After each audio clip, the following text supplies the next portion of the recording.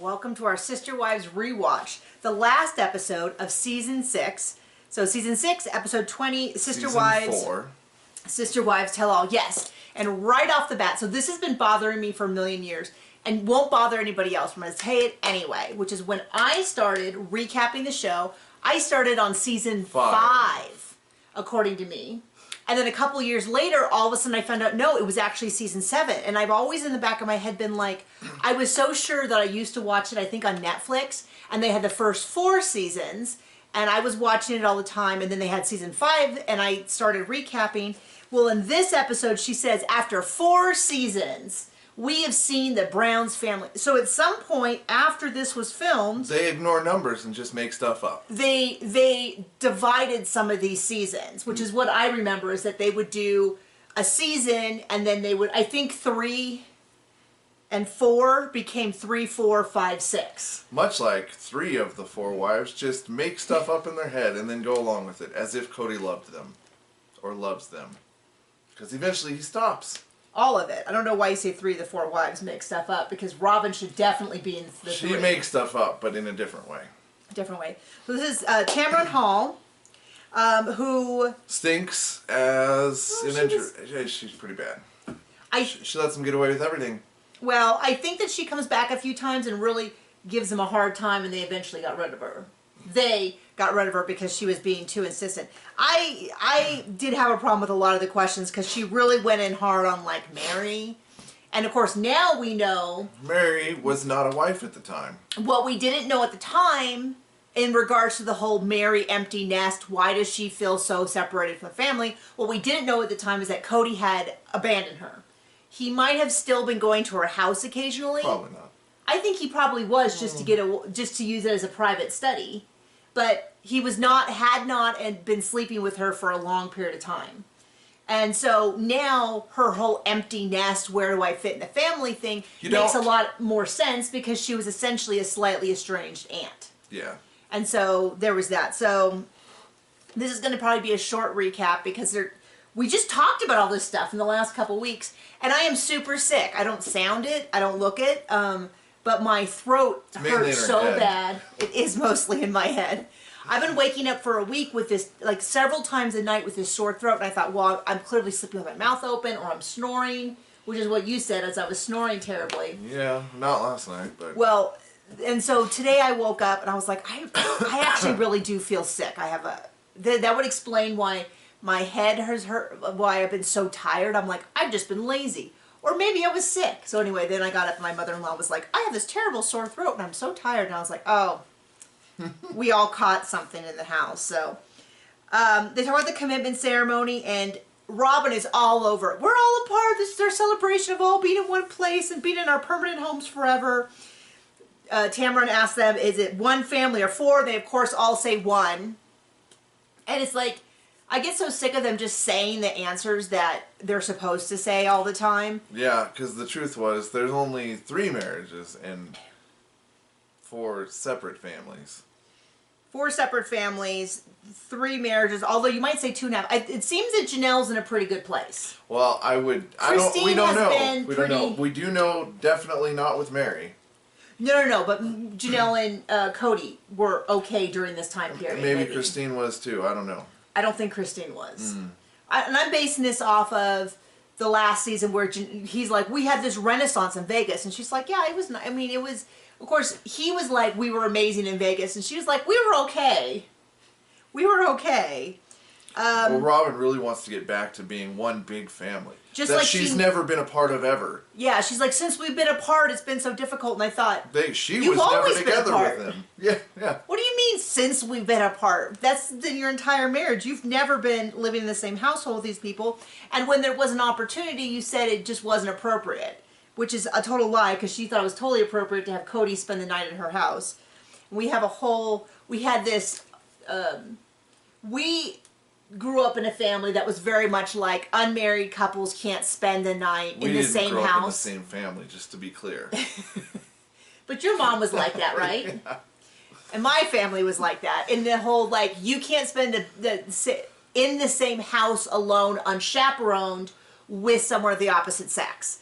Which was very funny then, because when my niece is my siblings are much older, so my nieces and nephews are much closer to my age than would be normal. By the end of them having kids, it was more in line. But my oldest niece is 10 years younger than me.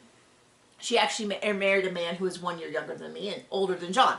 So we sort of like, we split the difference, and then our children are the same age. But anyway, the reason I'm getting into this is because when my parents used to have a vacation house, and when I went with John at the age of 30, we were not allowed to go to this vacation home without chaperones, which it was, at least one time was his sister and her fiance, which you kind of go, how much of a chaperone is that?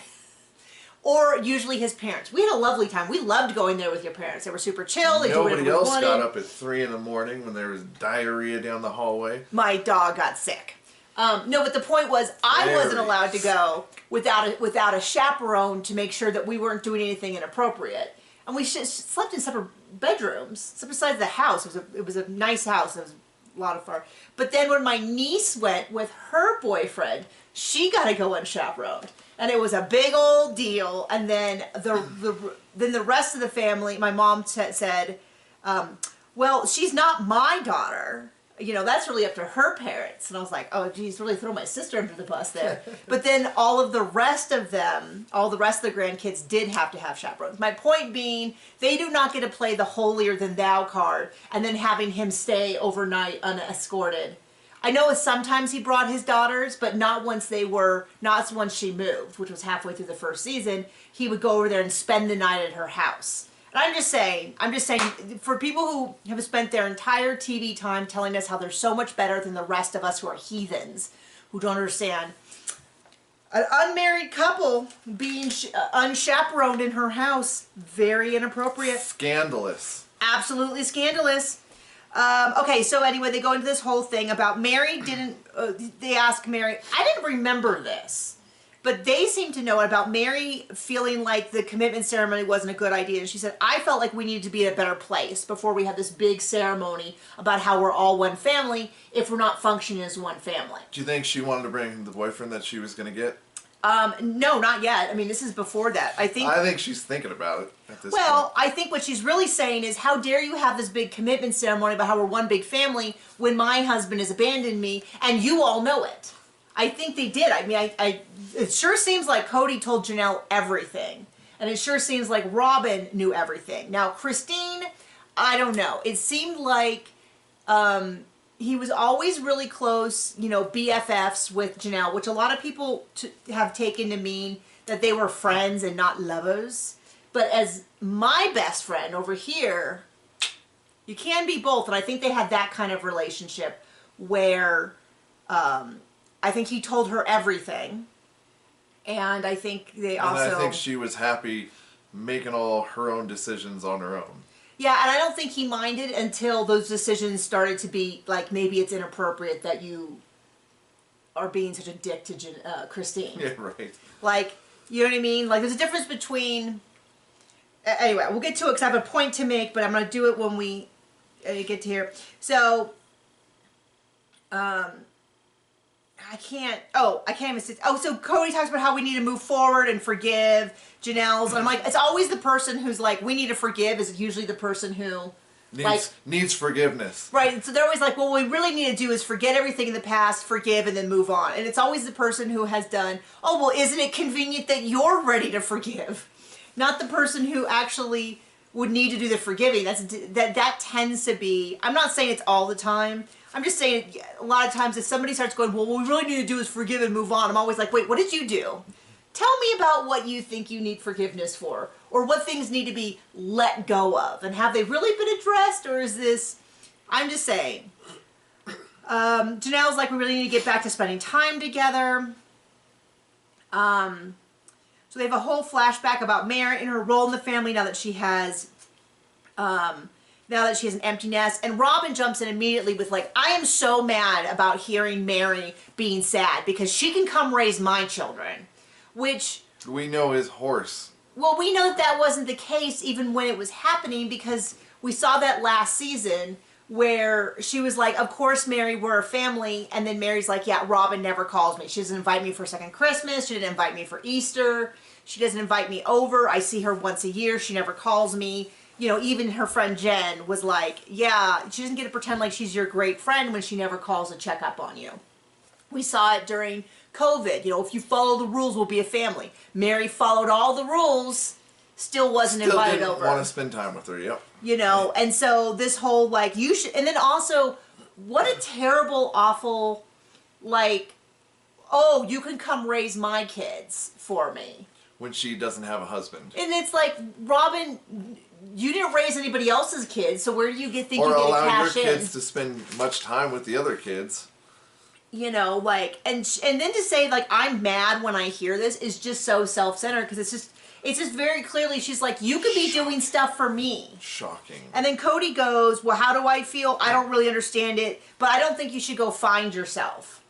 You know, like, and I kind of just go, I don't know, I feel like I'm constantly in a state of discovering myself in new areas, and I've never felt like that draws me away from my family. Married to someone in the manosphere, she should just get in the basement and be complacent. Well, the other thought I had was, he's gone, you know, even in his idealized version, which we don't think is accurate, he was gone 3 out of 4 days.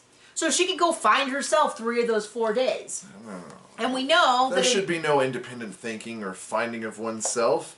We know that the next season, which is, by the way, the first season that I recapped, I am going to continue on. So we're going to have my original recaps and my rewatch recaps, which obviously the rewatch recaps are better.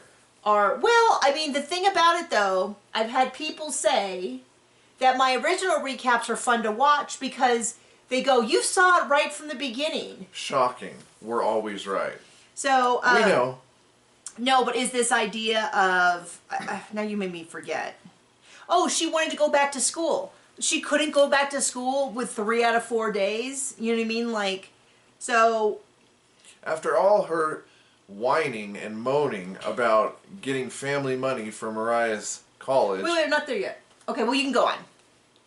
We find out it comes from her own budget, since it's the same as, you know, a budget of a wife with 6 kids. Well, okay, so people really get on me when I get about Meri having more of a budget. By this point, I don't think she was doing LuLaRoe. So all the people who are like, she contributed more to that family than anybody else. Not as of this season, which is what we're talking about. And secondly, at some point, the LuLaRoe money was not going into the family pot, because when they moved to Flagstaff, she paid for her rental out of her LuLaRoe money, which was not family money, which is why she was able to get that big old house, which I'm fine with. She makes her own money. She gets to spend it how she wants. But what they do admit to us is that Meri was able to pay for Leon's college out of her existing budget because she had the money. So Meri had so much. And they say because it was the same as. It's the same as everybody else's, whereas Christine couldn't pay for Aspen, so it came out of the family budget. I'm just saying, it's unbelievable to me that Meri had so much surplus in her individual budget, she could pay for that $25,000 a year school from her budget. I wish we had $25,000 surplus in our budget to where we could pay for stuff like that. I'm just saying, it just kind of blows my mind. Now, admittedly, Leon probably got a significant amount of scholarships and other kind of stuff, but that's still, so let's say it's 15 or even 10. Wow, she had a lot more money bonus in her thing. But going back, so Robin just keeps going on and on and on about how this is so upsetting. Mary's trying to pull away from the family. She's doing this, she's doing that. Not for a second did I see Robin demonstrate any genuine sympathy for the fact, and Meri, I thought Meri did a good job, you know, they're like, well, you have plenty of other kids. And Mary's like, if you lost a wife, would you be like, I have 3 other wives, I'm fine with one being dead? And everybody sort of ignored it, but I'm like, you can't tell me that, I mean, Janelle was upset when Logan went to college a few minutes away, and she still had 5 kids. I mean, how dare her live in reality when everybody else is pretending to be in this fantasy that doesn't exist. And how dare her? And it was it was mostly Cody and Robin that were getting over Meri. Yeah. Christine and Janelle kind of just held their tongues. I don't know, maybe they agreed, maybe they didn't. Christine kind of said something to Robin about something, but it was mostly that. So then they talk about the mother-in-law shopping, and it comes out that 3 of the 4 mother-in-laws don't think Cody can pull it off. And she did get on them about this question, Tamron. It's just not willing to give her this. Because she asked Cody, she asked Robin, finally she asked Christine, and Christine's like, oh, I'll say it. It's my mom, Janelle's mom, and Robin's mom. But Meri's mom, Bonnie, has always been Team Cody. They talk about that. And that is, I think that is good support for something that many people said, which is many people have wondered if Bonnie's passing is part of the reason why Meri finally felt strong enough to leave. Now, Meri never said anything about that, but I mean, anyone who has a parent that they're close to that had some disapproval for the parts of their aspects of their life know that it's not exactly it's not out of pocket to say, I felt a lot more freedom to make this decision after my parents passed. Like, even your mom didn't date again until Grandma had passed on. Part of that was caretaking. Yeah. But, you want to add any more? She just didn't want to hear what Grandma was going to have to say. Okay, does that not support my point about Meri or not? Yeah. You know, and Bonnie always was, and it always broke my heart that Leon and Bonnie, it felt like when Meri went through that catfishing thing, which was absolutely emotional. Like, it wasn't a real affair because she never met the person. Unfortunately, since she wasn't married at the time. But it was an emotional affair, but then they didn't kind of, I don't know, maybe Meri didn't tell him, like, yeah, you know, Cody hasn't touched me in 6 years at this point. He doesn't even, you know, he wasn't coming over. He wasn't doing this. He was using my house as a free office, but won't even hold my hand. I mean, I am not condoning having an affair. I'm just saying that her situation was a lot more complicated than having a loving, doting husband or even a present but absent husband. He had stopped treating her like a wife for years while he went around and had fully functional relationships with 3 other people. I just wish there had been a little bit more sympathy and maybe be like, well, you know what, if you're unhappy and he's not providing you with a real marriage, then maybe it would be better if you left, rather than being like, you have to fall in line and stay with this man who has made it very clear he's never going to make it up with you. Like, he's just holding you as hostage. Yep. And taking your TV money. Because the TV money, I'm pretty sure, went straight into the family fund. Okay, so we talk about graduation and how upset Meri was about it, and whether or not Meri was overreacting or underreacting or being. What stood out to me was how little Cody cared about her. I don't want to. Does this surprise anyone? I know. I don't want to tell tales out of school, but sometimes someone gets a little worked up about dumb stuff, and even if I think it's dumb stuff, I care that he is upset. And I mean, it's possible the same has happened to me. I can't think of any examples, but I'm sure it's happened to me. I love you. I love you too. Where, you know, you get worked up, you're maybe sick with a sore throat, maybe you had a bad day, maybe you have feelings that you haven't processed, and you're really upset. And I have found that healthy partners care that their partner is upset, even if they don't fully understand what has set it off or where it's coming from or, you know, all that. And it was clear he just didn't care. He just didn't care if she was upset. It didn't bother him that she was, you know, crying. And I think she was, I don't even know. I've not been to a graduation, but she was like, well, we'll be staring at the back of their heads. Well, yeah, I mean, you kind of do. That's kind of what happened. I think it was a lot of the fact that this was her one time. This is her one thing, her one shot at a graduation. One kid. The one kid, and everybody had picked a seat that she didn't want. She was a little bit of a control freak, and she was having trouble letting go. But my thing was, he just didn't care. Trash, absolute trash. When our son gets really upset about things, we try to at least be present and validate his feelings and be like, hey, I'm really sorry you feel that way. What was it he was so upset about? Oh no, not mine. I don't know. He went to bed and he was crying. His hammer, his watch. His wrench. His wrench, something. Anyway, he went to bed and I'm like, oh no, not like this. And he was sort of like, I know, honey, it's really hard. It's big feelings. It's okay if you have big feelings and you're sad. I can't remember what it was, but he would lay in bed. He was trying to fall asleep. He'd be like, no, Probably not when the dog ate his watch. I think it might have been his watch. Not my watch. Auntie Melinda will be so upset. Because she gave it to him. Anyway, the point being, it's like just weird for me, for him just be like, I don't care. And then there's a whole thing about how Robin snuck away to try to convince him. And then you can see the birth of this whole Robin knows how to speak Cody because they kind of discussed it. But really, I think what it was is he just didn't care what anybody else said.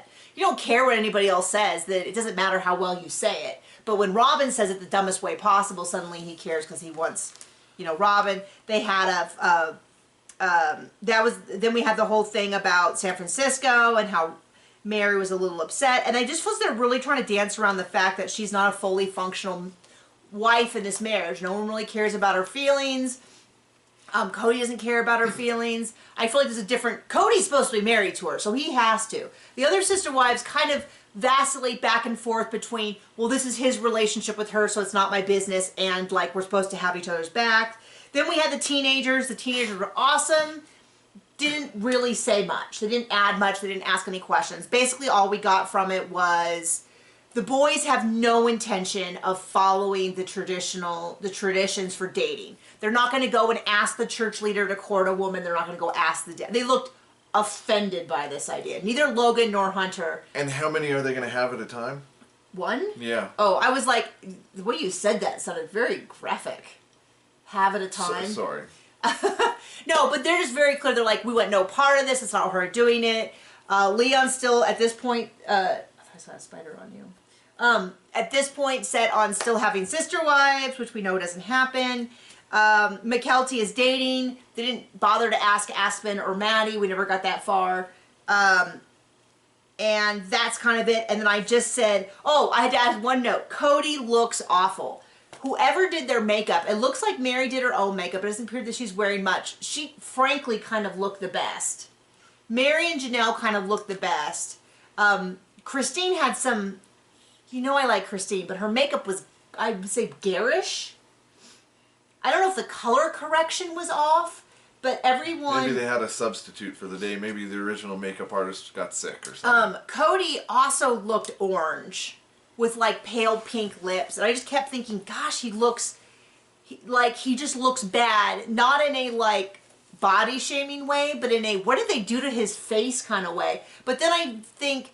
We've had these accusations for a while. Like, maybe he uses fake tanner?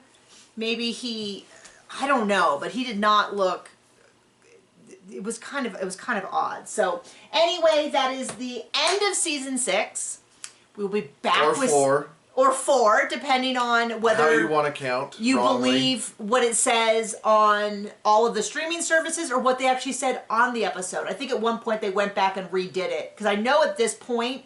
DirecTV, at least, didn't list season and episode numbers. Now they do. But thank you for joining us. We will see you around. Bye.